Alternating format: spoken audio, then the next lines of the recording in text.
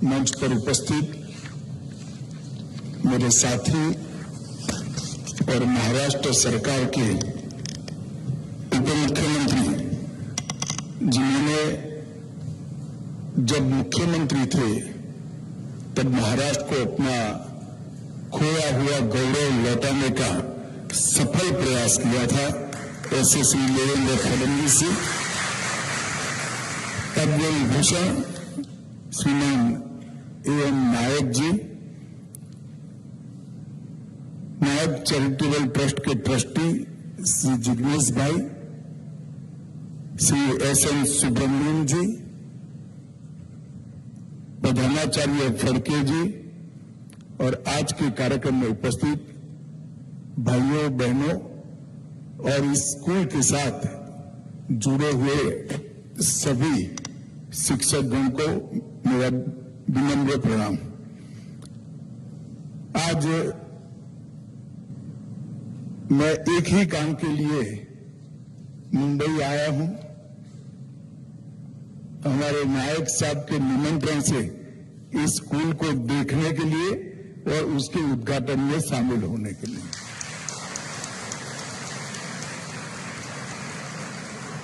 वैसे भी आज डॉक्टर सर्वपल्ली राधाकृष्णन का जन्मदिन है।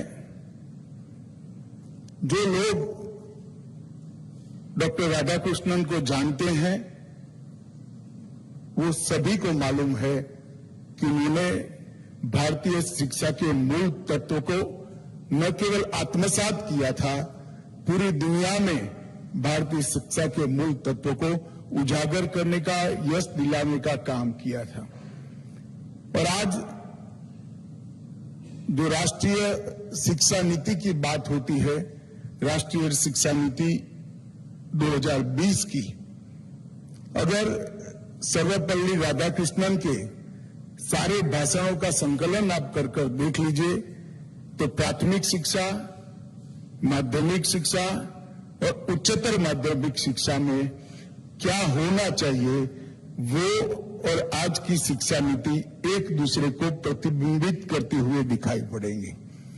उस वक्त वो महामानव ने आजाद देश को किस प्रकार की शिक्षा नीति चाहिए इसकी कल्पना की थी, परंतु दुर्भाग्य था कि बहुत साल तक इस शिक्षा नीति बनने में हमारे चले गए।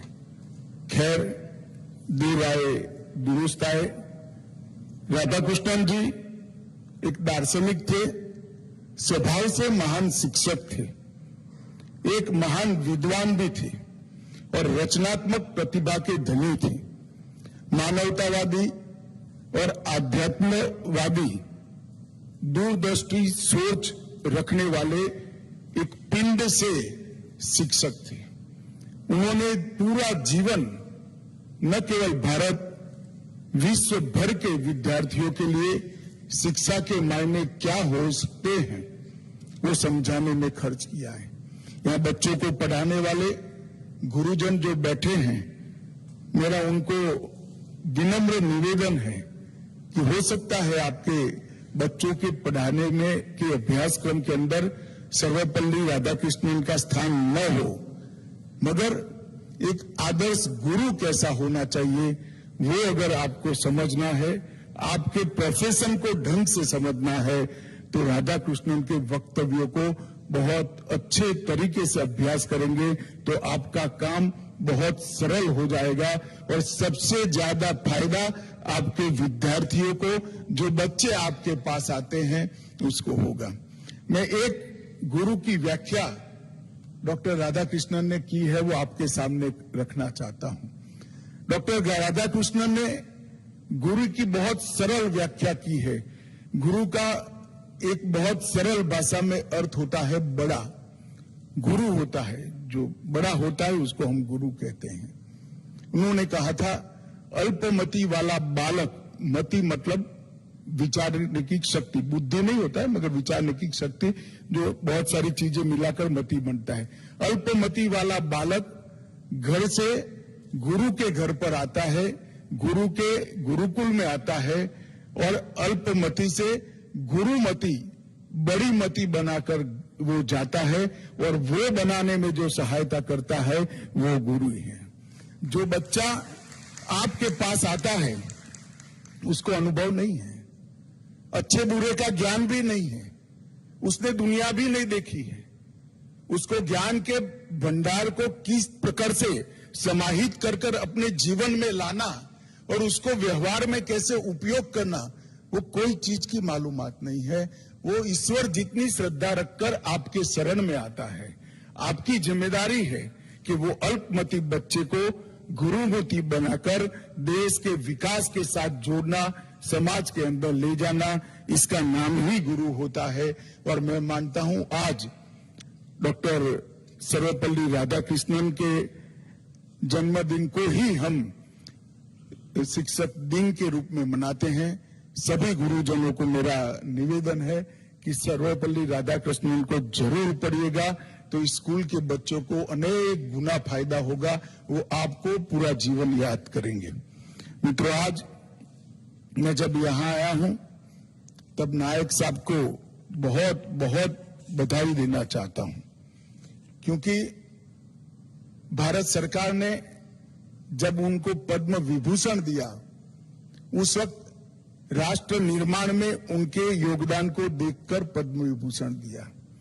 एलएनटी को इतने बड़े गंतव्य स्थान पर, इतने बड़े लक्षित स्थान पर पहुंचाने में नायक साहब का बहुत बड़ा योगदान रहा है। मैं वर्षों से उनको काम करते देख रहा हूं। अनेक प्रकार के क्षेत्रों में, अनेक प्रकार की चीजों में भारत को आत्मनिर्भर बनाने में एलएनटी का बहुत बड़ा रोल है, बहुत बड़ी भूमिका है। और वो भूमिका एलएनटी ने बहुत सुपेरे निभाई है, इसमें नायक साहब का बहुत बड़ा रोल है। और अब जीवन के इस पड़ाव पर भी पहले इंफ्रास्ट्रक्चर के निर्माण से राष्ट्र निर्माण में योगदान किया, अब व्यक्ति निर्माण से राष्ट्र निर्माण में योगदान करने की आज से नायक साहब शुरुआत कर रहे हैं। एक स्कूल बनाकर, अच्छे नागरिक बनाकर देश को देने का जो प्रयास किया है, मैं बहुत बहुत साधुवाद और बधाई देना चाहता हूं कि जैसे ही आपने एलएनटी को यहां तक पहुंचाया है, इस स्कूल को भी आप इसी तरह से आगे आपके गाइडेंस में निकलेगा। हालांकि मैं एक बात जरूर कहना चाहता हूं, लाखों किलोमीटर रोड, सैकड़ों टैंक्स, कई सारे पुल और कई सारे बिजली के कारखाने बनाने से एक महान व्यक्ति बनाना नायक साहब बहुत कठिन होता है। आपने उम्र के अंतिम पड़ाव में जो काम हाथ में लिया है वो बहुत कठिन है, मगर मुझे पूरा विश्वास है आप इसमें सफल होंगे। आपकी टीम में ऊपर विशेषकर लैब देखकर आया हूं बच्चों को पढ़ाने के। नई शिक्षा नीति को साथ है, मैं बहुत सारे स्कूलों में जाता हूं, मेरी रुचि भी है, मगर नई शिक्षा नीति की प्राथमिक शिक्षा की कल्पना को जमीन पर उतरते हुए मैंने आज ये नायक स्कूल में देखा है। ये लैब देखकर मुझको लगता है कि यहां से ही इसकी शुरुआत होगी। सुविधाओं की व्यापक रेंज स्कूल में उपलब्ध है, मैंने प्रेजेंटेशन भी देखा है, मैंने कहा है ऐसे लैब भी उपलब्ध है, विशाल कक्षाएं हैं, सेफ्टी लेबोरेटरी है, लाइब्रेरी है, शिल्प स्टूडियो है, कला स्टूडियो है, बच्चों के लिए रंगमंच भी है और खेलने की बहुत अच्छे मैदान भी है। अपने आप में एक परिपूर्ण शिक्षा का संकुल यहां बनाया है। डॉक्टर मधुरा फड़के मितभाषी है, बहुत कम बोलती थी, मगर जितना बोलती थी इतना सूचक बोलती थी। मुझे विश्वास है इनके नेतृत्व में बच्चे बहुत आगे निकलेंगे। मैं जब मेरी ऑफिस यहां कार्यक्रम में आने से पहले कुछ इंफॉर्मेशन ले रही थी चैरिटेबल ट्रस्ट से, उस वक्त मुझे बताया, मैं आश्चर्यचकित भी हो गया। शायद नायक साहब ने एलएनटी के चेयरमैन के नाते एलएनटी के सभी कर्मचारियों का साक्षात्कार, उनका इंटरव्यू नहीं करा होगा, मगर यहां पर जितने भी शिक्षक हैं इस सबको सिलेक्ट करने में उन्होंने व्यक्तिगत रुचि लेकर सिलेक्ट करने का काम किया है। ये बताता है कि उन्होंने कितना गहन रस लेकर बच्चों के भविष्य को संवारने का ये उपक्रम हाथ में लिया है। उन्होंने उनके ट्रस्ट द्वारा गुजरात और महाराष्ट्र के कई सारे शिक्षण संस्थानों को संभाला जा रहा है। गुजरात के खरोल में एक स्किल डेवलपमेंट का, कौशल निर्माण की भी सुविधा उन्होंने प्रस्तापित की है और एक बहुत बड़ा अस्पताल जिसको हमारे देश के प्रधानमंत्री के कर कमलों से लोकार्पण किया गया, वो चलाते हैं। तो अभी भी नायक साहब थके नहीं है, राष्ट्र निर्माण के काम में लगे हैं। मैं उनको बहुत बहुत शुभकामनाएं देना चाहता हूं। मित्रों, नई शिक्षा नीति के लिए मैं यहां इसलिए बात नहीं करता क्योंकि शिक्षक ही ज्यादातर यहां पर बैठे हैं, परंतु नई शिक्षा नीति और पुरानी शिक्षा व्यवस्था में जो मूलभूत परिवर्तन किया गया है, वो मूलभूत परिवर्तन की ओर मैं कुछ संक्षिप्त में जरूर आपका ध्यान आकर्षित करना चाहूंगा। हमारे यहां ज्ञान और शिक्षा बहुआयामी थी।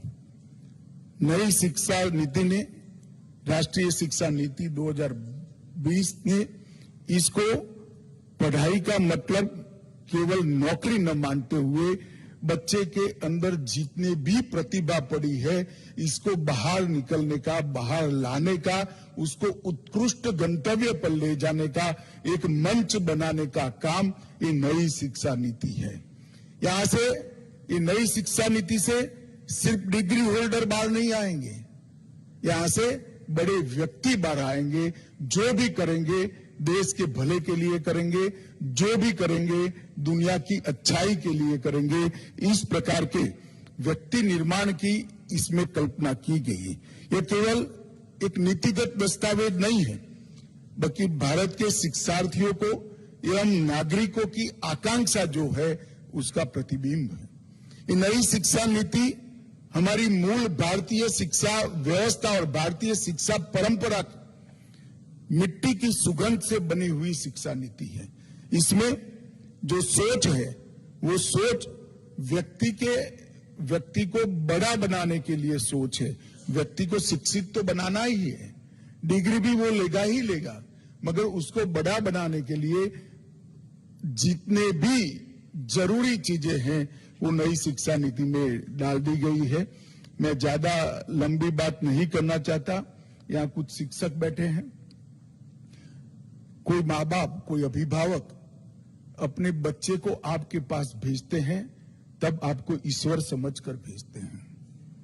वो बच्चा ईश्वर की देन है, वो बच्चा देश का भविष्य है और वो बच्चा आने वाली दुनिया बनाने वाला एक व्यक्ति है।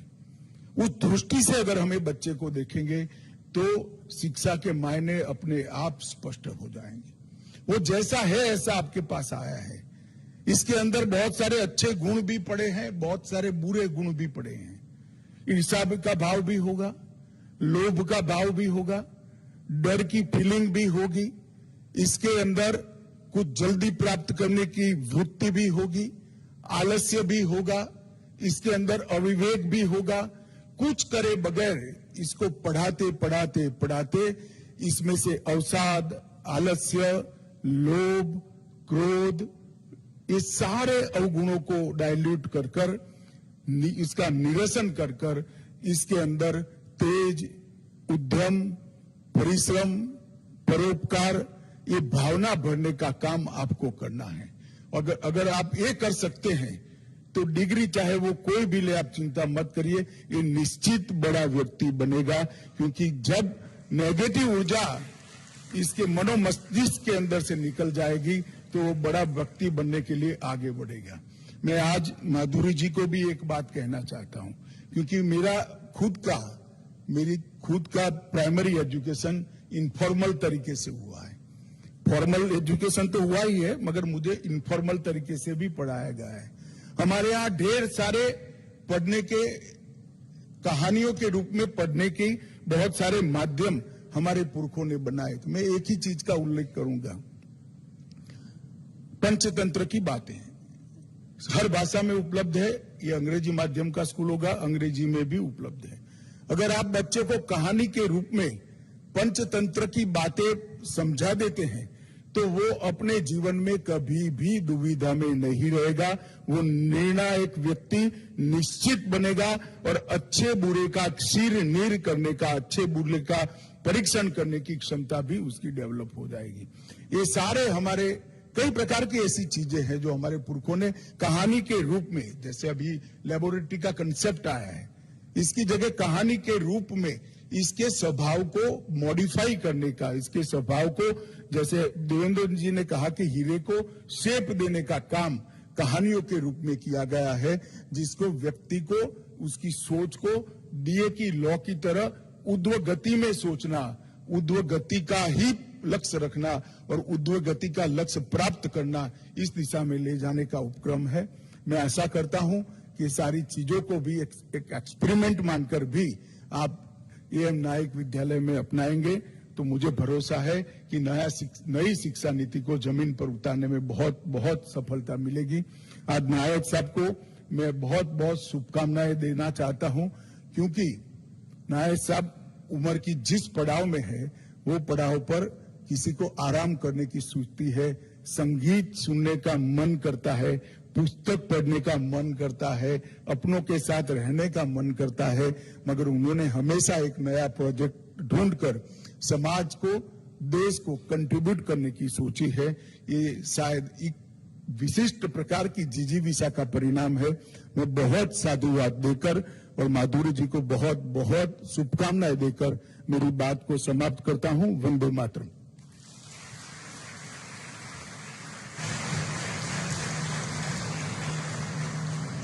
धन्यवाद सर, आपका एक एक शब्द हमारे लिए अमूल्य है। हम सभी की ओर से आपका